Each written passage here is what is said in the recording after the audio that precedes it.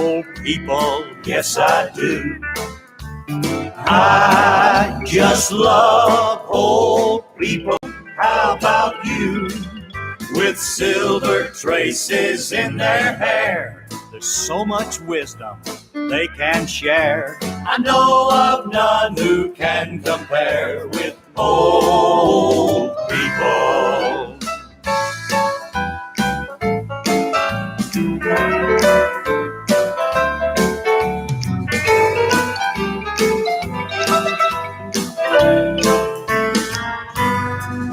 Now, folks, my joints may not be perfect, and my walking may be a little bit slow. And it may take me 3 attempts when I get up to go. But when it comes to serving God, I still have much to give. Like teaching all these younger folks how great it is to live. Well, I just love old people. I do too. I just love old people. How about you? With silver traces in their hair, there's so much wisdom they can share. I know of none who can compare with old people. So when you're old and turning gray, I hope someone around will say that they just love old people. We love old people.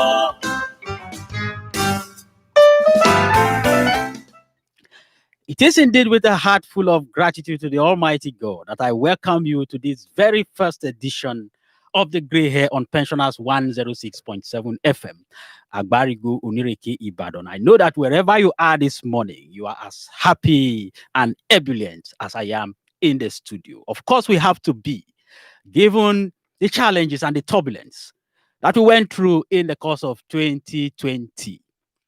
We are in 2021, safe, sound, and hearty. We can only give all glory, all praise to the Almighty God.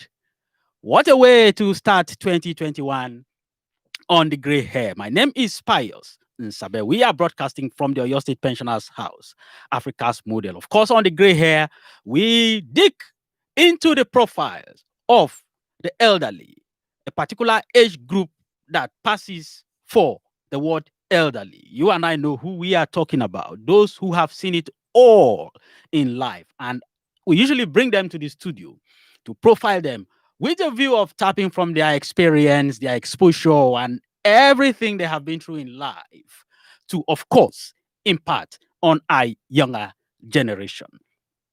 I must tell you that today we have a big fish in the studio. Of course, it's a New Year day, and I'm quite honored to have him breaking the ice as far as the Grey Hair is concerned in the year 2021.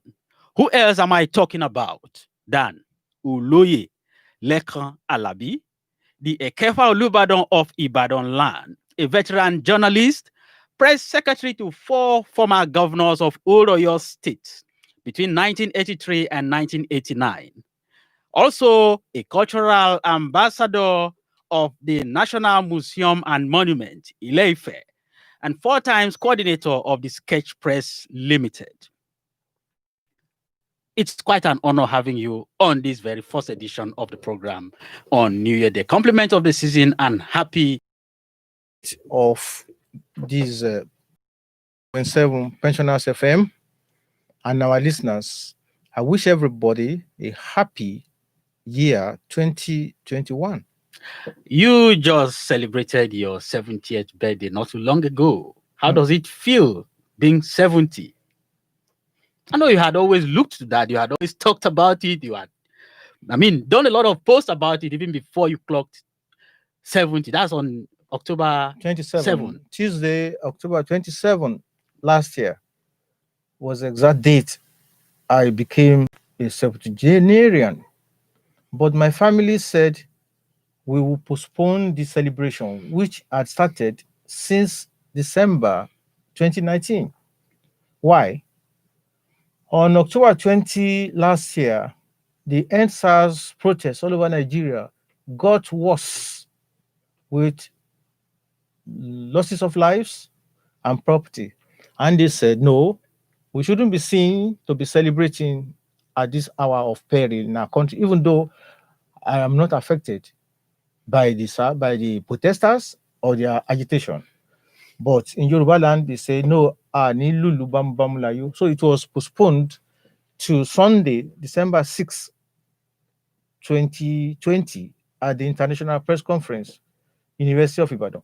The first law is God's command on us that we should number our days and give thanksgiving, because when a child is born, neither the parents nor anybody has authority except God, whether the child will be 1 year old, 5, 10, 15, 20, 25, and so forth and so forth. And then some 18 years ago, WHO and UNESCO, they gave a report on Nigeria that the average lifespan of a Nigerian is 46 years, 18 years ago. And we didn't have all these problems then. So they based their calculation on, as according to WHO, unemployment rate in the country, irregular public power supply, insecurity. So you now add the latest calamities on top. So if anybody clocks 46, now talk of 70, first of all, you must thank God. And then look at yourself in this country, a beautiful country that was once the pride of Africa and the whole world, now on our knees. Banditry, kidnapping. We will talk about all that. Good. Definitely. Good. We will talk about all that Good. at the later stage of the program. Beautiful. So you but need two to celebrate. questions I still need to ask you before we forge ahead. First of all, today is New Year. I mean, how does it feel entering the year 2021? That's one. I asked you a question earlier, which you have not responded to. How does it feel being 70? I want you to respond to this too. Age is a matter of the heart. There are some non-Nigerians who you will not believe, like my mom, she's 94, but people will not believe she's 94. She doesn't wear false teeth, she doesn't wear glasses, neither does she use walking stick. So it belongs to the individual. The way you radiate inside within yourself is what they will see exterior. But it all depends on the individual's belief and faith that life belongs to God Almighty. Once you are healthy, you are not indebted, you will radiate youthfulness for life. So being 70 is a matter of calendaric calculation. In my heart, I feel like a young man. It's obvious. It's obvious. Yes, young man who is always grateful to God. What about the New Year? I may differ with your calculation there. There are over 203 religions in the world and also diverse cultures. Last year, we entered the Yoruba New Year, Olojo. The Greek have theirs. This one they call January 1 is Gregorian, Yes. which is not the same with the Chinese, the Japanese, the Ethiopians. So every culture and tribe, they have their values. So to me, January 1 is welcome. After December 31st is most welcome. But to me, I calculate on the Yoruba calendar. Yes, Olojo, which is Olojo, Lodo Olodumare. If the former colonialists are not come here, if the table had been turned and that we were the one who colonized Britain, they'll be worshipping. So you think we are making a fuss out of nothing? It is nothing. It's nothing to a true African, a true Yoruba person. It's all right, Louis. Let's move on. Now, I know that you've been here a number of times. We've talked government policies, we've talked culture, we've talked economy, we've talked politics as Louis. And that's the essence of this program. And that's a great honor. Thank you very much.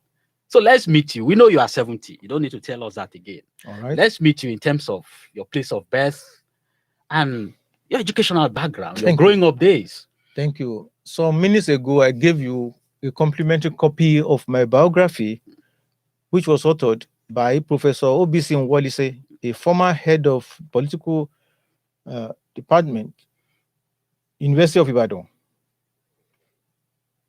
it summarizes my life until 70.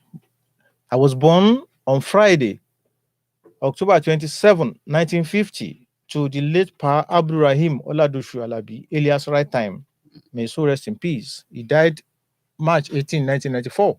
My mom is still alive. She has sent me pounded yam breakfast this morning. Yeah. And I started my educational career at the Seventh-day Adventist Primary School, Kifoko, Ibadan, 1958. Passed out in 1963. But from primary 2, I was class captain to primary 4. And the schoolmate boy in primary 5 and head boy, 1963. I went to African Church Grammar School, Apata Ganga, Ibadan, 1964. I became a village school teacher at Akeaju near Arulogun, St. John's Anglican Primary School. From there, I was employed as the first editorial assistant of Onibonje Press Limited, 1972. For Onibonje Press Limited, I was employed by the Sketch Publishing Company Limited before it became Sketch Press Limited. 1973, I went to England, the famous College of Journalism, Fleet Street, for my training. I returned to Nigeria in 1978, stayed 1 or 2 months with Sketch, crossed over to Africa's first television station, Agodi, then MTV Ibadan, but now NTA Ibadan Network Center. From there, I was among the pioneering staff of the former television service of Oyo State, 1982. In 1983, I was seconded to Chief Bola Ige, the press secretary, the governor of old Oyo State, and we joined the incumbent press secretary, Dapo Adeniola, myself and Femi Mapadero. Dapo handled the print media, Femi, radio, and I, television. I had a weekly television program, Inside Source, under the chairmanship of now Dr. Yemi Farumbi. In 1983, there was a gubernatorial election, which Fedeco said Chief Bolege's party, UPN, lost, and we were all sacked or transferred by the incoming National Party of Nigeria government of Governor Omololu Loyo, which lasted for 3 months. For 3 months, I was jobless until the December 31, 1983 coup by General Idiagbon and General Buhari, which brought in a new military governor January 1984. February 1984, I was recalled by the military governor of Old Oyo State, then Lieutenant Colonel Olada Akukwala, who today is a retired Major General. So I served General Popola, Brigadier General Luni, and the late Brigadier General Shashainiyan Oresonya until March 1989. August 7, 1989, I was appointed the first public affairs manager of Odua Investment Company Limited, from where I retired voluntarily after 17 years, voluntarily. When I gave the immediate past GMD of Odua my letter of voluntary retirement, he didn't take it because I had 6 more years to go. It's in that book, in his tribute. So I left as the first general manager of corporate affairs to face the traditional duties and my other private businesses. So here I am today. So now, when you look back to how far you have come, what stands out for you when you look back to your life? Do you think you are fulfilled? Also, the Yoruba say, "Working Tony." Everybody prays for more, but contentment should be the watchword for any individual. And when you take a retrospection of life and you are this lucky, you must be grateful to God and pray for further advancement. So internally, I am grateful. But as a human being, I also have ambitions. Yes. You still have ambitions? Of course, I have. Up till now, at 70? By the grace of God, because before I was born, predictions had been made, which have come true and are still coming true. So those predictions must come to pass because they are divine predictions. And I'm not the first. I won't be the last in the world. Would you like to let us into some of these your ambitions? That is the title of the book. An Unbelievable Life. Unbelievable. Perhaps it's an opportunity for you to tell us what exactly you mean here by unbelievable life, or what the author means here by an unbelievable life. I have to give you some examples so that you know authentic reasons why. My mom and I were alive when I was born by the grace of God Almighty. She was in labor for 2 days. In the olden days, medical facilities are not as advanced as now. But eventually, I was born on Friday, October 27. I think that should be part of the reasons why my father organized a 3-day naming ceremony for me on Friday, November 3rd to Sunday, November 5th, 1950, at which Yusuf Olatunji played for 3 days in our house. 3 whole days. Yusuf Olatunji was my father's older friend. Chief Lake Salami was MC. So from there, you look at it, we survived. So we thank God.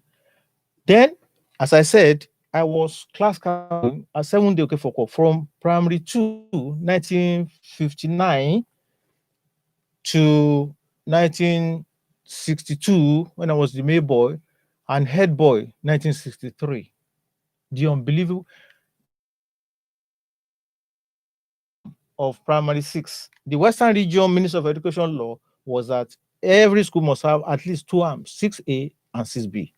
If the population was more, they could go to 6B, 6C, and all that. Yes. So when the inspector came to 7-day Okefoko, preparatory to that year's first living school certificate examination, they were shocked that only 28 of us were in the class.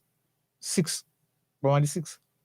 So in their report, they recommended that we be distributed to nearby schools because they said we were too few. So I and some of my colleagues were taken to, I was taken to Ansaruddin Primary School. Some people were taken to Bioku, some to 7-day Okebola. By that, I lost the captaincy of the school, which had never happened.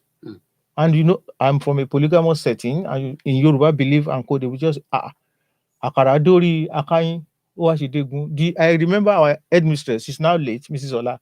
She was in tears because to her too, the kidney hang on her head for the first time.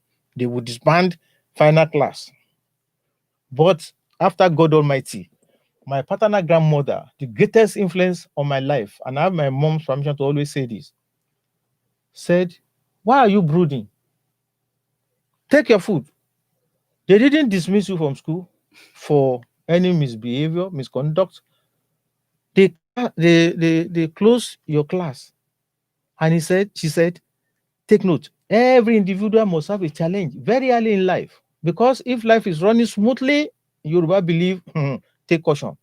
So she said, take it as a challenge. You'll be recalling this on top of several achievements in your life. I was just looking at that. Hear what Mama is saying, that I should eat on this calamity. But here we are today. All those predictions she said, so here we are. Then, when I was in Akeaju as a teacher, they call us auxiliary teachers because we were not trained. They just took us to fill the gap. I had written the preliminary entrance exam to University of Ife, now called Obafemi Awolowo University. I wanted to read English language. My letter of interview for admission was waiting for me at home. That month was the month that the father of this Dudu and Shekere band, Ayoyemi Atokwagbounle, that was his village. Some of the members of the band were my students. That was the weekend. He said, "Teacher, kí lẹ máa ń lọ ṣe ní ilé? Oko náà dùn." I was looking at him, me to stay in the village for. I followed him. He's dead now. May so rest in peace. To one of the functions in the nearby village, and they treated the teacher like a king. Come and see balls of amala, hot top beer, and many things. So I said, if life is this enjoyable, Like this. let me stay. But I will go home whenever we got salary. So the week we got salary and I went home, my letter was waiting. The interview had been conducted. I was among the first passengers that took the old road from Ibadan to University of Ife. When we got to the admission office, I've been telling these stories all over, that if the Baba, I'm talking of 1971, if the Baba is still alive today, when I entered, when they took my visitor's form to him, and he just said I should come in, he just stood up and shouted on me. I was shocked. Why? He said, "Where have you been? You came first."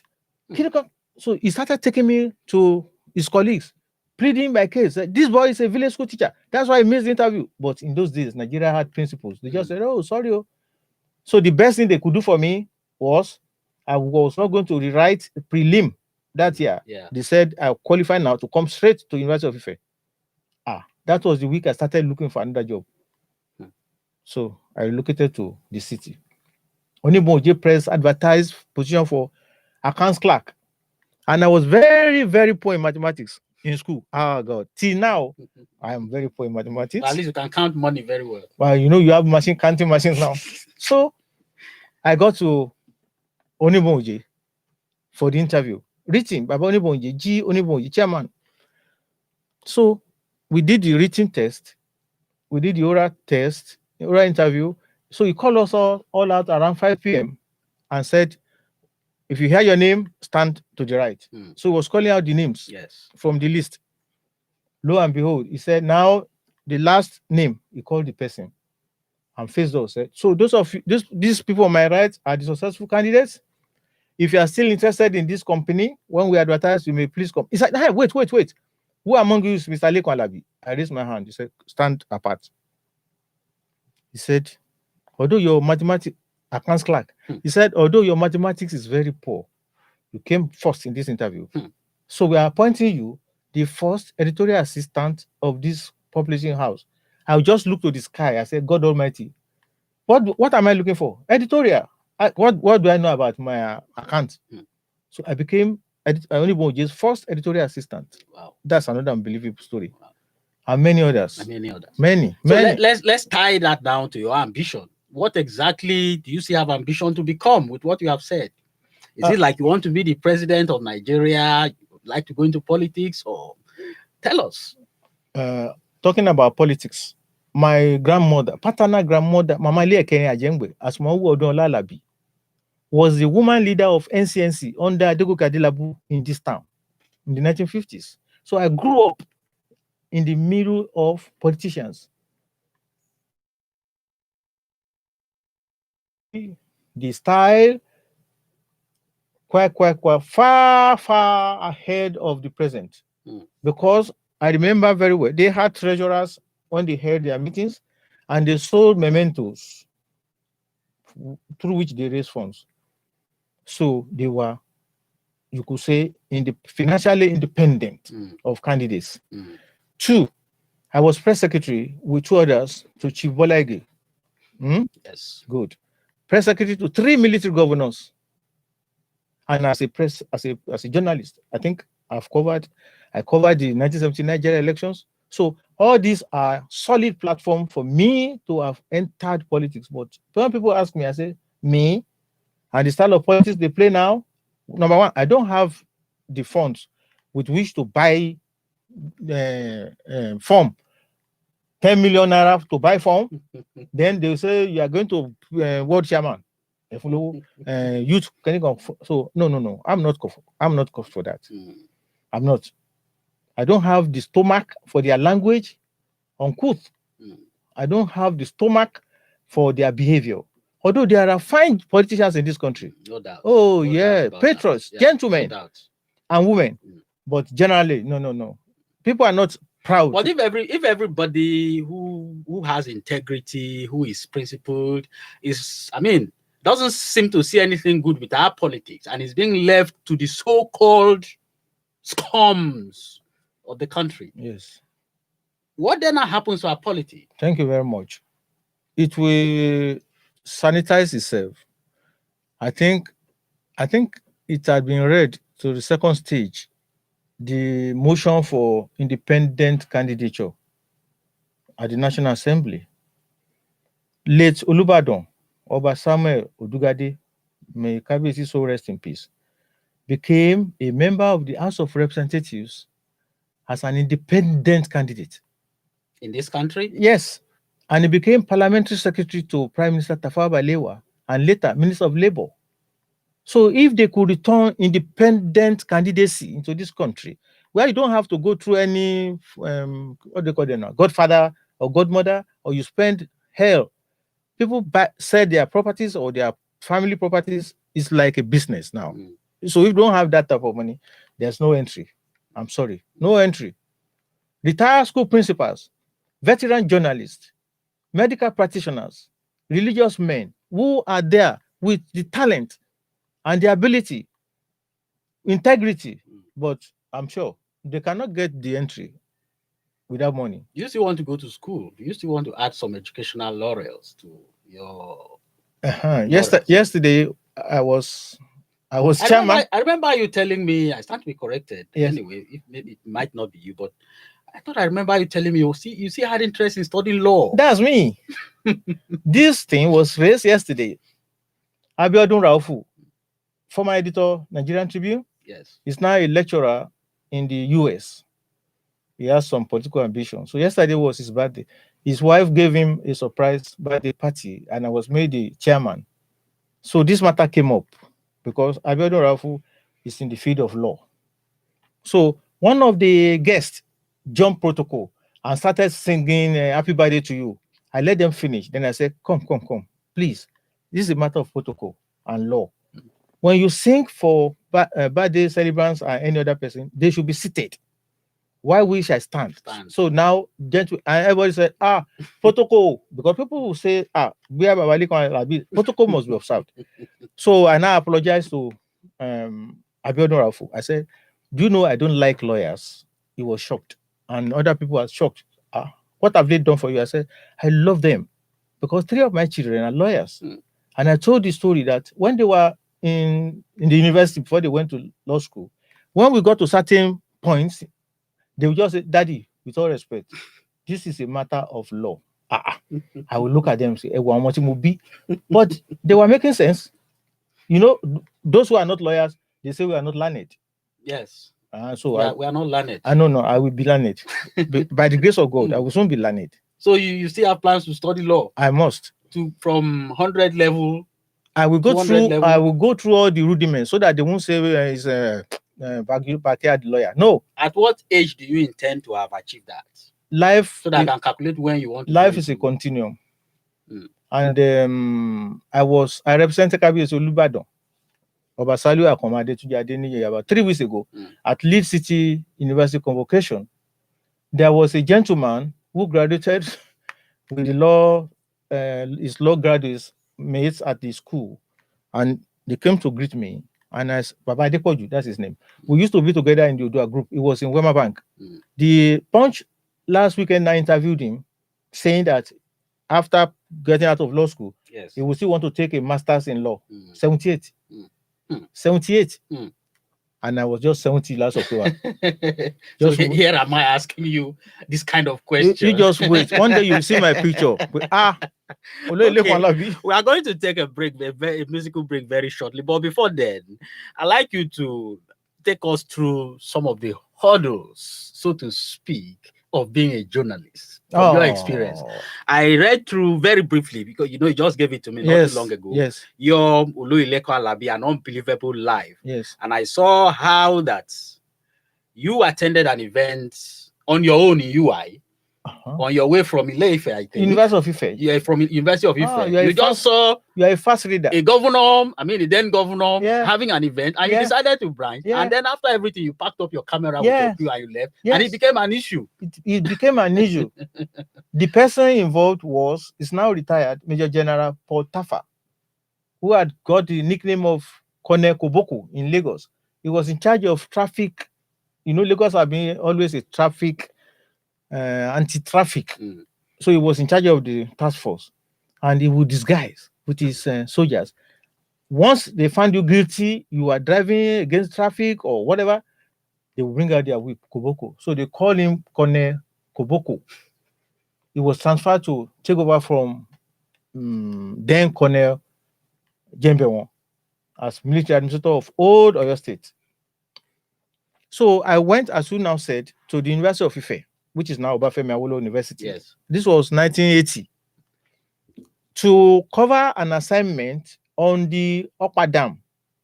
The University of Ife had built through the engineering department and students a dam that will serve the school and make it independent of Western State Water Corporation.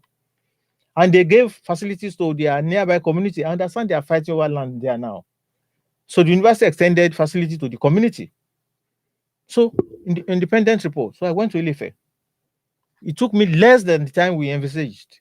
Interviewed the VC, interviewed the head of the engineering team, spoke with the president of the student union, went to the community leader. Everybody expressed happiness. Then I thought, no, I shouldn't leave Ilefe without getting a comment from the then Oni, late Obadesoja Aderemi. So we went to the palace. Papa Kabiyesi entertain us. Pump, we were ready because I was going to present that report live. Then at NTV Badon, we used to present views and reports at 7:30 you said so p.m. in the book. So on our way, when we got to the gate of University of Ife, there was a convoy approaching. So I told the driver, please slow down. University of Ibadan, you mean? Ife. Okay, Ife. Okay. Driver, please slow down. If this convoy turned into the university, since I have time on my hand, I will follow them. We are going to cover. Lo and behold, they turned into Ife campus. Oh yeah, let's go. So we got there. It was an international conference, which the military administrator, Colonel Potafa, was going to declare open. So we went in, and remember the gadgets then were what you can call akpoti. Now you can take a camera from your phone and shoot. So we set up. I took his opening speech, dismantled. I didn't know he was watching because we were the only crew. There was no CNN, there was no whatever. Then remember, NTA was the only one. So we went to the studio. Folu Ogundimu is now a professor of journalism in the US. Was the news editor. He was on his toes waiting for me. I just entered the studio in the nick of time.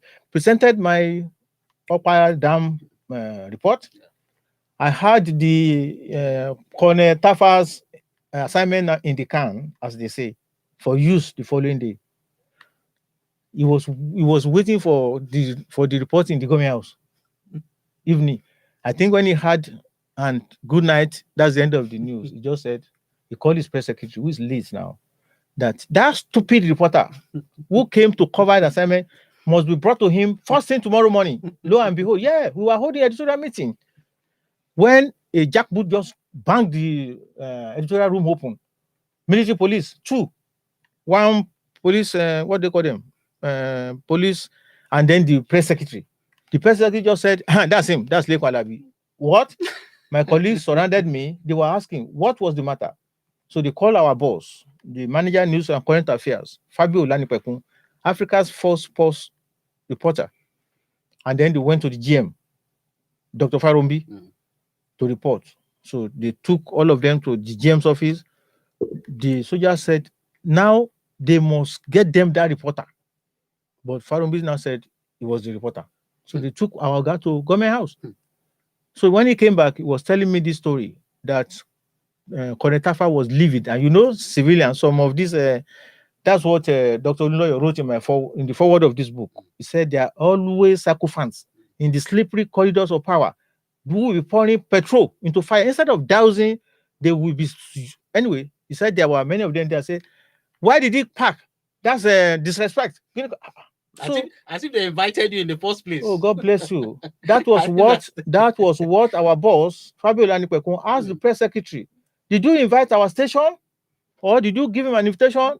He said the press secretary was looking blank. Then Oga now, Mr. Farombi now came in and said, Your Excellency, please give us till evening today. You will see the report. That boy used his initiative. The assignment was not on his schedule, neither of the station. In fact, it should even be commended for you. being so, Thank you. Creative. Thank you. So they said, Colonel Tafa now cool down. And they came to the station and said, Lekon, Olon Yue, Obaje, Koboko Paleni. So this is just a tip of what journalism, exposes you to. All professions. But let me say it now, without being partisan, the true journalist should be ready for any assignment at any time. Outside his hometown, outside the base, should be ready. At all times. Okay, we will be back to continue with the program. When I come back, I'm going to ask you about life after retirement, and we talk about the state of the nation and 1 or 2 other issues before we wrap up the program. We will be back after this short musical break. Stay tuned. Now some folks are preoccupied with looking young and trim, and I can still remember when I was just like them. But time has shown it's what's inside your heart that really counts, and not how many store-bought teeth you have inside your mouth. Well, Good evening, ladies and gentlemen. My name is Normalus, and tonight we're going to be presenting by the name. He goes by.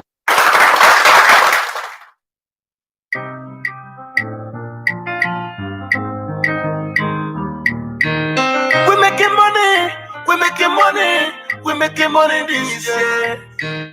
We're making money this year. No matter what them do, just be better this year. This year, this year, this year. I do it. I saw I said it. I saw I say yo. I saw I say go go go. They don't feel like yo. I saw I said it. I saw I say yo. So this year, my promotion this year. This year, this year, this year, my freedom this year, getting married this year. This year, this year, this year, I be my lemo, call Rocco Moco.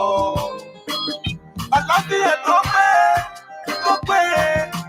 away, me. If you believe, say amen, say amen, amen, amen, amen, amen. I do you, I saw I see it, I saw I say yo, I saw I see it, I saw I say yo, I saw I see go, say you feel like yo. We making money this year, no matter what they do, this be better this year. This year, this year, this year.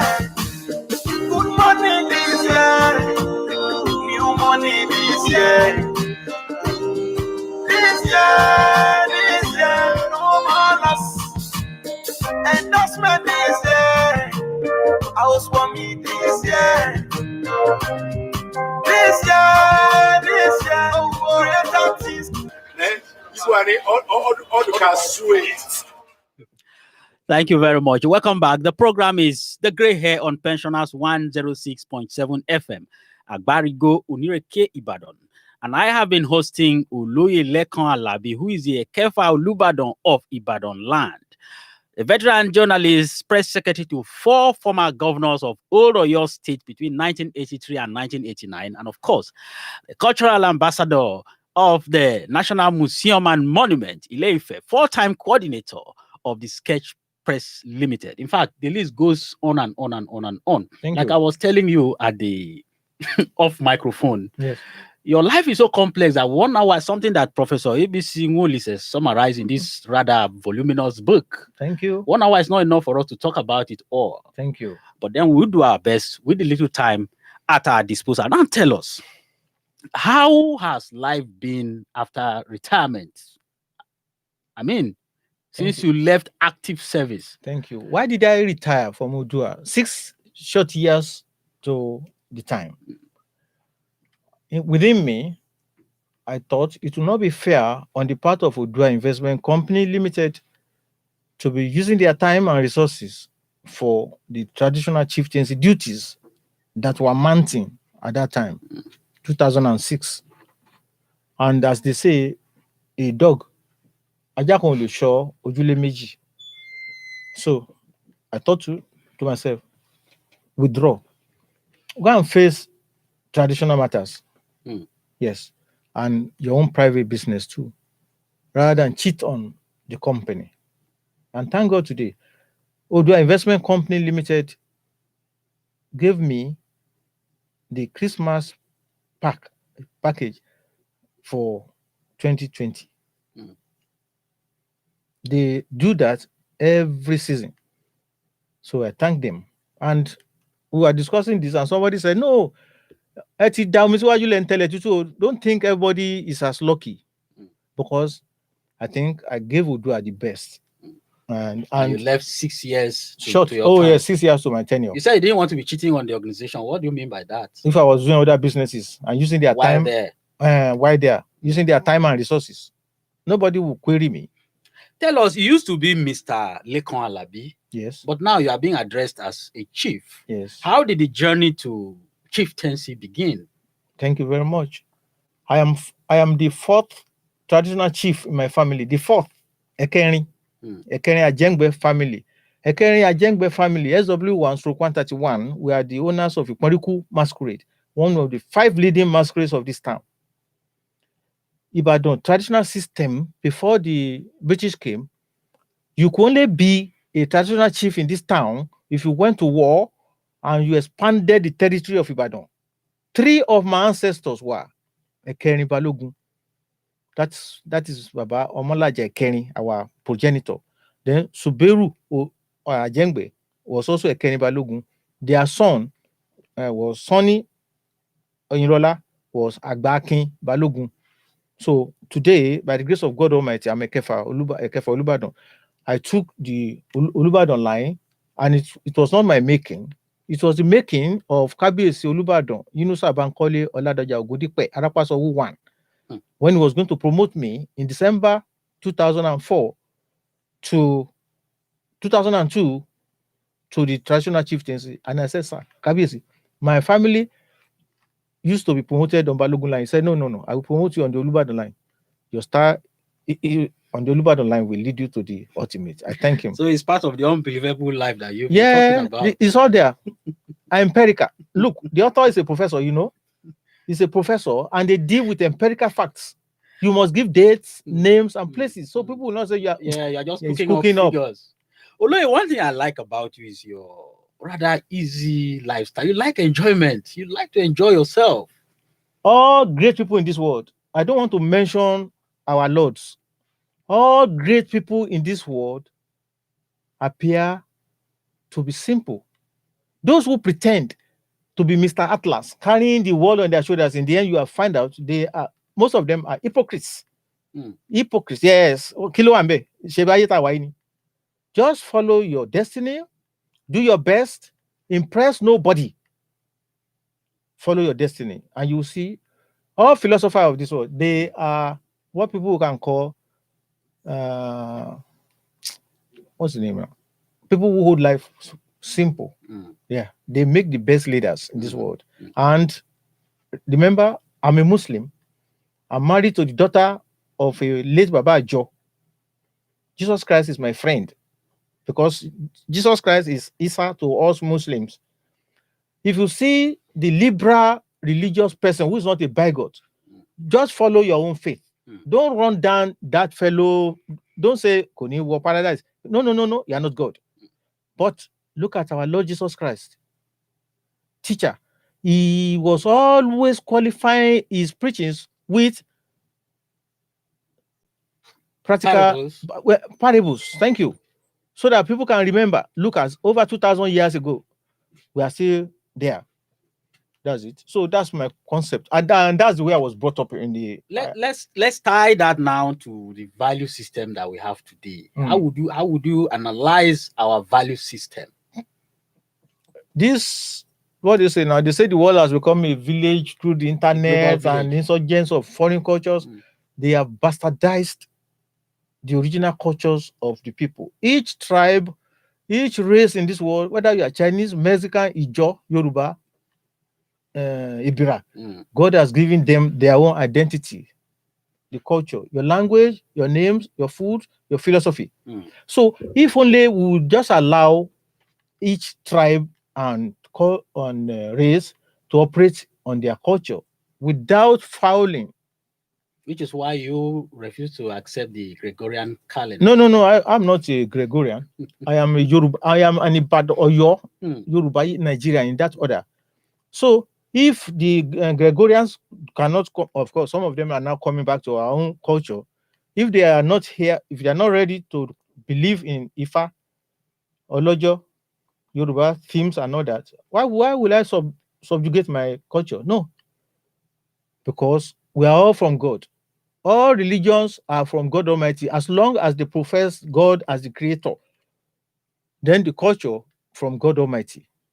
As a result, we must promote our culture. And look, what do they say about, they will say old school here, old values. Look at what they call old values teach us.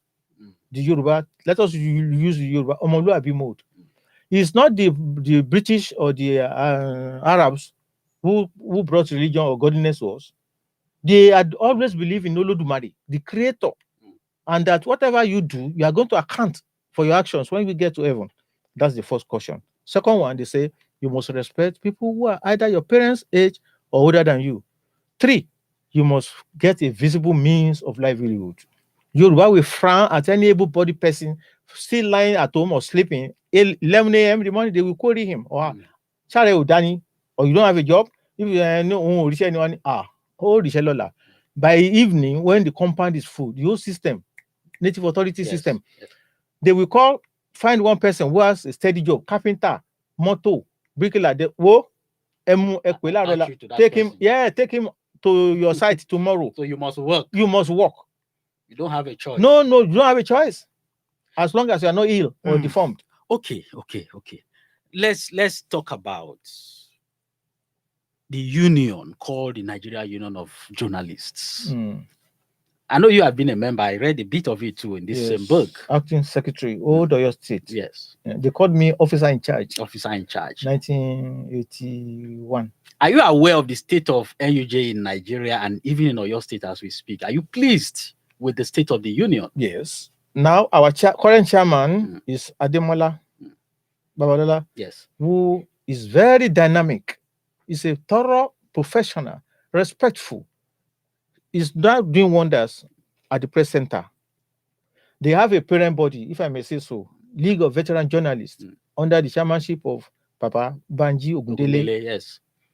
There is now a symbiotic relationship between League of Veterans, because you can't buy experience. No. Any profession in this world, experience can't. So that when you work with those who have gone through the mill, then you can bring the new innovation. And what is the new innovation? Is technology. All these things now. You can send stories from wherever you are. When we were still working and our seniors, it was manual. But in as much as you are saying these things, let's look at the issues bedeviling the union, like the preponderance of court cases that we are having within the union. Is that a good development? Yes, I support that. Rather than violence, physical fights, abuses, go to court. But we even see that. Apart from the court cases, we still see physical. No. I mean, verbal abuses. Anybody who engages come up even on the social media and say things amongst themselves. They are not gentlemen. A gentleman behaves according to norms of the state or of the union or even of the family. There are bound to be disputes. Settle it traditionally, customarily. If you don't agree, then you go to a court of law. I don't support physical assaults. I don't support. That is why I've said this one of the interviews with you here. If I may say this with all respect, that's why today I am a friend of a former head of state, General Yakubu Gowon. Why? In 1967, Daily Times front page story. I was then 17 years old, a Form 3 student of African Church Grammar School, who must read Daily Times daily from our pocket money, 2 pence. Then I saw it, front page headline. Wole Soyinka will remain in prison as long as the war lasts. Gowon. Well, that's okay. But the following day, I took the paper again, and Mr. Soyinka will remain in detention, in prison, as long as the war lasts. Why? Then I read the full story. Why? The federal military government headed by Yakubu Gowon, then we were in war, civil war. They said he had held a secret meeting in Enugu at the risk of his life. That is Professor Wole Soyinka, with the late Colonel Odumegu Ojukwu, military governor of Eastern Region, who had declared Biafra and was head of state. So instead of them pacifying, if I may use that word, Mr. Soyinka, the record shows he went to Enugu to hold meeting. He first of all denied that. Then they showed him his itinerary. Nigerian police force used to be very great. Then he said, yes, I went. Tell us what you discussed with Ojukwu. They were trying to force him to say, no, no, no. So he said, no, I'm not going to. You didn't send me. I'm not. So you're not going to talk. Send him to Kaduna prison. That's why they put him in prison, where he wrote his prison notes. The man died. So then I read the thing. I said, is this the way you send people to prison without trial? So I wrote a letter to, a letter on behalf of Mr. Shoyinka, Professor Shoyinka today, 1967, to the head of state, asking the head of state to please do me two favors. Release Mr. Shoyinka or take him to court. First letter. Second letter to Mr. Shoyinka, in care, the chief warder, Kaduna prison. I have intervened on your behalf to the head of state because of what he said. He said you will remain in prison as long as the war lasts. I don't think this is fair. Stamp, posted it, bam. Editor Daily Times, Kakawa Street. That's my lifestyle. I always obey the law. I hate violence. People have a right to make demands, as we did when I was just in Form 1. I entered African Church in 1964. Our seniors led a food riot because our dinner then was Eko and Efo, Eko and Efo. Ibadan boy, I loved it, but some of the people who are not Yoruba or Ibadan, they were kicking against that. So they revolted, which we were, of course, Form 1, we joined. But the second night, I said, seniors, and you know what, and Laura Bread Akara, we are hungry. I just can't shake any pacification. And it worked. So instead of violence, people should please accept to dialogue and go to court. Okay. Very briefly, I would like you to talk on the state of the nation today. A lot's been happening. Just I know we've always engaged in these kinds of discussion, but this is New Year. This is 2021. I don't need to start asking you to, analyze the state of the nation. Thank you. How do we get out of the current quagmire that we are in as a country? Thank you. Your wealth of experience. Thank you very much. I was the Secretary General, MQ Abiola Dynamic Group, a group of non-partisan Nigerians who are not politicians, but for one reason or the other, we said we must give support to Abiola's ambition to be president of the country. So MQ Abiola Dynamic Group. And from what I could summarize, I'm sorry, since 1999, and even before that, we have always been going around circles. The same old story. Did you listen to the president's broadcast this morning? Sorry, I won't listen to it. I didn't. Okay. The same old story. They will say, we promise you, I promise. There must be vision. The Awolowo type, Adekunle Adelabu type. It's like vision that created all those things, landmarks that we now see. Enough of theories. There are more than enough theories in this country to rule the whole of Africa. That's what we need. Action. Let us see in practical form. That is why. Can we achieve that? We must. We are human beings. Can President Buhari achieve that? If President Buhari, with all due respect to him, he was a former military of state. He was GOC and all that. Former military governor. All he needed to do, go to the constitution of this country, particularly the referendum they held during President Jonathan. 2014. Implement all these things. What about Governor Makinde? What's your charge for him? Can he give us, Governor Seyi Makinde, a new Oyo state? Governor Seyi Makinde, with all due respect, is a young man who has fresh ideas. And thank God, he's not hungry from the accounts of what I read and hear about him. So he's got the brains, he's got a team, so he has a roadmap to follow. Simple. That is what they say. Is he doing that? Is he following that roadmap from your observation of him so far? Oh, yeah. I'm not close to his government. I wouldn't claim to know anything about his policies and mind. But from what I hear and read, he's leading. But we're already having security challenges in the country. Traffic is increasing and all that. Maybe we'll talk about that on a different day. The Okada menace. I always talk about that. I would like you to give a charge to our young people, generally, from your own life. What would you like to advise an average young person out there? A life without a plan is a useless life. Go and read the autobiography of Chief Obafemi Awolowo. Awo. He said at a stage in his life, he took out, I will endeavor to head government. People must have plans. Or Africa in Evolution by Adogo Kadilabu. Anybody without a plan is an enemy to himself. I'd like to say a very big thank you to you, Oloye Lekan Alabi, the Kefa Olubadan of Ibadan land, a veteran journalist, press secretary to 4 former governors of Old Oyo State between 1983 and 1989, and the cultural ambassador of the National Museum and Monument, Ile-Ife. It's quite a pleasure having you on the Grey Hair Can I give you on this first day of can I please add 2021. Can I please add the honor they gave me late last year? By all means, but very briefly. You know, please. there is the National Association of Women Journalists, NAWOJ. Yes. The Zone B, where they call it B Zone. They held their summit last November. Yes. And they made me their first patron, NAWOJ. I must give it to them. Congratulations. Thank you very much. My name is Pius Nsabe. I'd like to say thank you to Omonili Alade, who has been producing me in-house, and of course to the producer of this program, Babatunde Tiamio. Love none who can compare with old people. So when you're old and turning gray, I hope someone around will say that they just love old people. We love old people.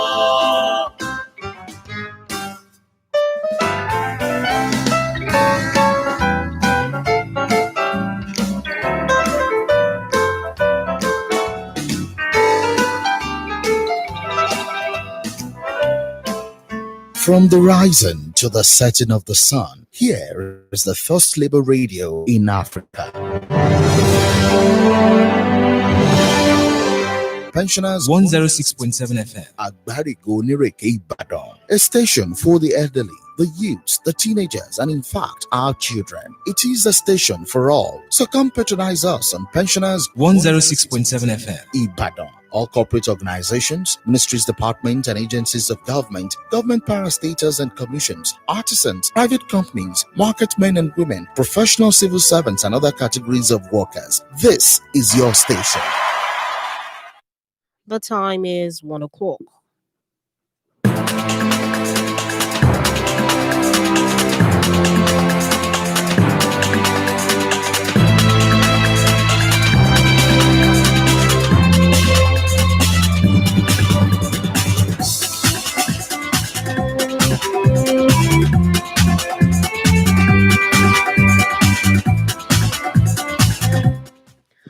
Good afternoon and Happy New Year to you out there. This is News Around the World on Pensioners 106.7 FM, Agbarigo, Onireke Ibadan. My name is Bilkis Ishola Taiwo. And first, the headlines. Buhari delivers New Year broadcast, hints on rejigging security apparatus. Africa Union, United Nations peacekeepers in Sudan's Darfur region, wrap up 13-year mission. Australia change in national anthem comes to effect 9-2. Details of the news in a moment.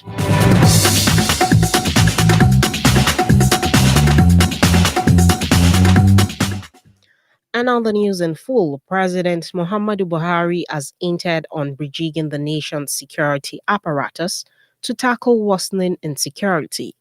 In his New Year speech this morning, President expressed hope that the country would continue to weather all stormy waters and emerge stronger and better, where others are falling and disintegrated. According to him, there will be a re-energizing and reorganizing of the security apparatus and personnel.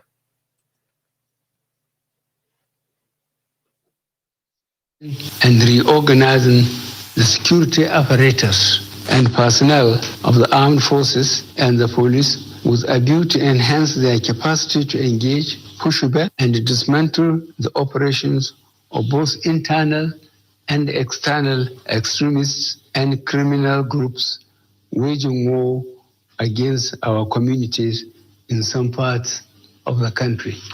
In line with the current security challenges we are facing as a nation, pundits believe this is the clearest indication yet that the president might have heeded the numerous calls to tinkers with the security architecture in the quest to put an end to banditry, kidnappings, and other forms of insecurity the country is grappling from. In the meantime, President Muhammadu Buhari has assured that he is committed to seeing young people prosper in Nigeria. The president also reiterated his administration's promise to fulfill the 5 key requests demanded by NSAS protesters last October. The president made his position known this during a New Year national broadcast this morning, stressing that young people were key to the future of Nigeria. President Muhammadu Buhari had admitted that 2020 was one of the most trying years for the country, but remained thankful for the start of another year. The president expressed his administration's commitment to turning the fortunes of the country. As an administration, we are currently undertaking a series of social interventions designed to boost job creation and support the entrepreneurial drive of our youth. With the recent opening of our borders, we expect that the pent-up demand of legitimate cross-border and international trade will boost the fortunes of the many small businesses and agricultural enterprises that depend on Nigeria trade and commerce. While raising concerns about Nigeria's security challenges, the Nigerian leader said he holds no grudges against citizens who feel his administration has not made enough progress in the past 5 years, especially as it relates to insecurity. And staying on the broadcast, President Muhammadu Buhari has expressed optimism that the reopening of Nigeria's land borders will improve its economy, telling the country's West African neighbors that it is ready to do business with them. He said his administration is working on special intervention projects to help drive entrepreneurial activities and create jobs for Nigerians' teeming youthful population. While reiterating efforts made so far to reposition the economy, he said his government's drive for self-sufficiency in food production has helped reduce the growing food-related inflationary figures and have in considerable measures positively impacted food security status during the long months of the pandemic lockdown. On economy, our focus on revamping the economy through the national economic diversification agenda that supports the primary goal of national food self-sufficiency. This has helped reduce the growing food-related inflationary figures and have in considerable measure positively impacted on our food security status during the long months of the pandemic lockdown. Back home, Oyo State Governor Seyi Makinde wants residents of the state and Nigerians to be thankful to God for surviving 2020. He said though many will describe the year as tough, God's grace saw them through the various challenges that characterized the year. The government was still able to record a huge reduction in the infrastructure deficit of the state. Governor Makinde, in a statement signed by his chief press secretary, Mr. Taiwo Adisa, said this in a 2021 New Year address in Ibadan. Celebration of crossover in Nigeria to usher in the new year was not total, as some states did not give the nod for religious activities to hold. In such states, families had to stay back home to witness the crossover messages from the clergyman on screen of television. However, in states like Oyo, where the government approved the crossover service, residents thronged their worship centers in their numbers to welcome the new year.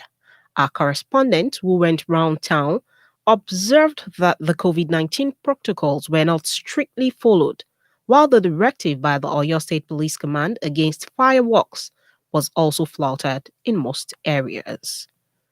This is news around the world on Pensioners 106.7 FM. Let's now talk some pension and labor stories around the world.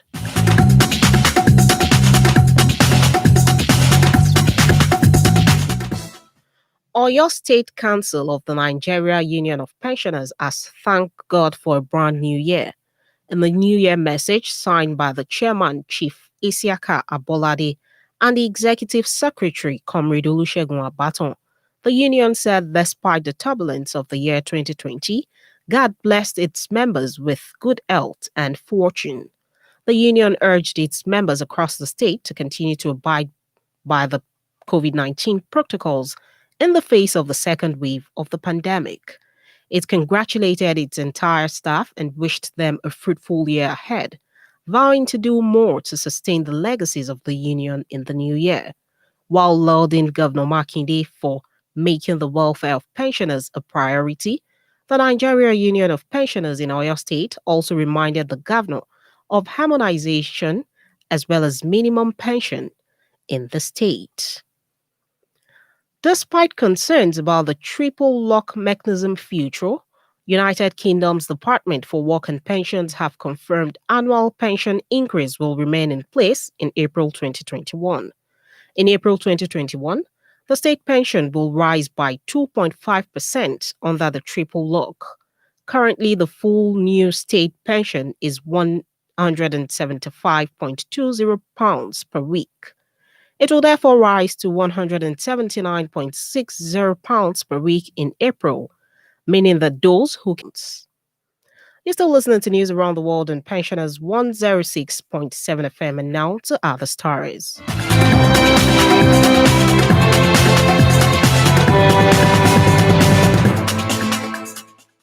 African Union and United Nations peacekeepers in Sudan's Darfur region are carrying out their final patrols as the 13-year mission officially comes to an end.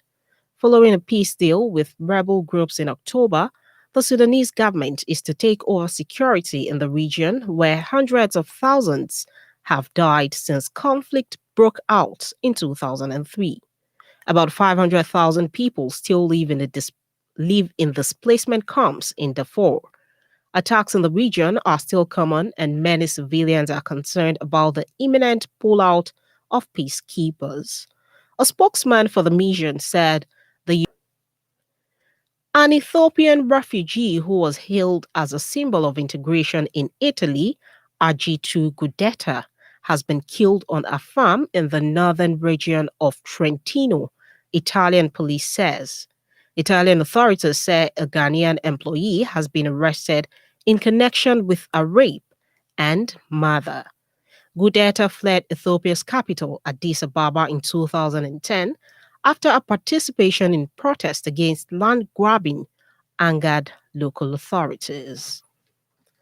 A new era has begun for the United Kingdom after it completed its formal separation from the European Union. The UK stopped following EU rules at 2300 GMT as replacement arrangement for travel, trade, immigration and security cooperation came into force. Prime Minister Boris Johnson said the UK had freedom in her hands and the ability to do things differently and better now that the long Brexit process was over. The first lorries arriving at the border entered the UK without delay. UK ministers have warned there will be some disruption in the coming days and weeks as new rules and British firms' restrictions are being placed on New Year festivities around the world as many countries struggle to curb new spike in coronavirus cases. Fireworks displays and other public gatherings were cancelled from Sydney to New York. Festivities were particularly muted in Europe amid fears over a new, more contagious strain of the disease. France mobilized 100,000 police to break up New Year's Eve parties and enforced a nighttime curfew. More than 1.8 million people have died with the virus across the world since the start of the pandemic a year ago, with more than 81 million cases reported. Canada's Ontario Premier Doug Ford has announced the resignation of his finance minister, who took a trip to the Caribbean while the province remained under lockdown. Minister Rod Phillips apologized and called the travel a dumb mistake. Mr. Ford said Phillips' departure showed his government takes seriously its obligation to hold higher standard.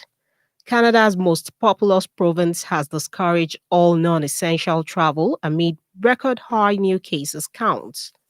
Mr. Phillips, who is a member of the Progressive Conservative Party, had taken a personal trip to St. Bart's on the 13th of December and returned on Thursday morning. The New York Stock Exchange, NYSE, says it will delist three Chinese telecommunication firms based on claimed links with its military. China Mobile, China Telecom, and China Unicom Hong Kong have all been targeted by the Trump administration. Shares in telecom giants will be suspended on the NYSE next week, while proceedings to delist them have begun. The companies earn all of their revenue in China and have no significant presence in the United States. The delisting is seen more as a symbolic blow amid heightened geopolitical tensions between the United States and China. Australians will sing a different version of the national anthem from the 1st of January after Prime Minister Scott Morrison announced a change to the words on Thursday. The free in an attempt to reflect the country's long indigenous history. The announcement was a surprise but welcome across the government. Morrison said he hopes the change will create a spirit of unity. Different people inhabited Australia for tens of thousands of years before it was colonized by mostly white English settlers in the 18th century. You're still listening to News Around the World and Pensioners 106.7 FM. We go on a short break, and when we return, we take you through entertainment and sport news. Please.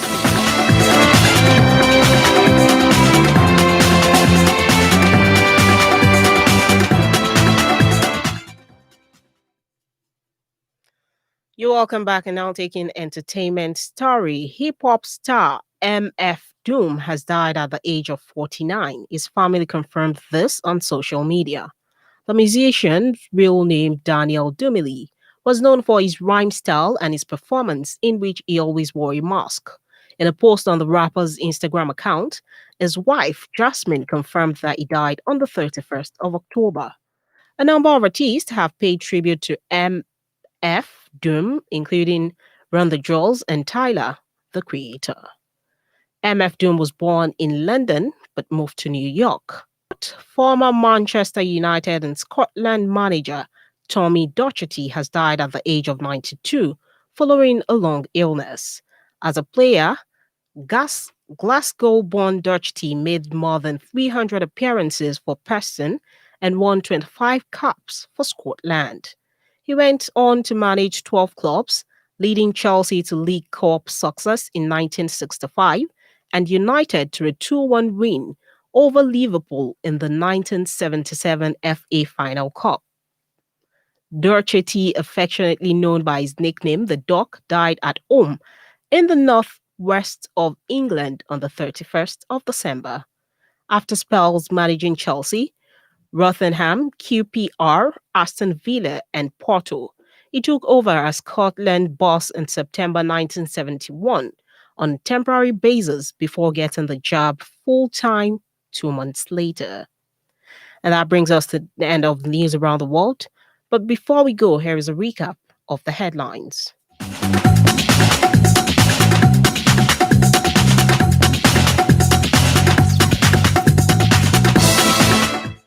President Muhammadu Buhari this morning delivered a National New Year broadcast where he hinted on rejigging the security apparatus in the country.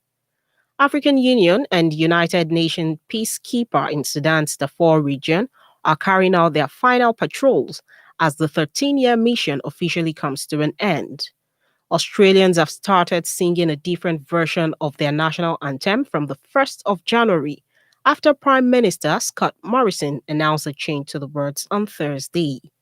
In sports, it was brought to you that former Manchester United and Scotland manager Tommy Docherty has died at the age of 92 following a long illness.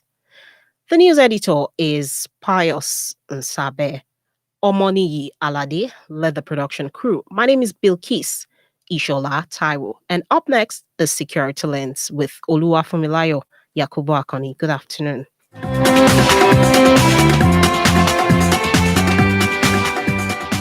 Pensioners FM. This is Africa's model.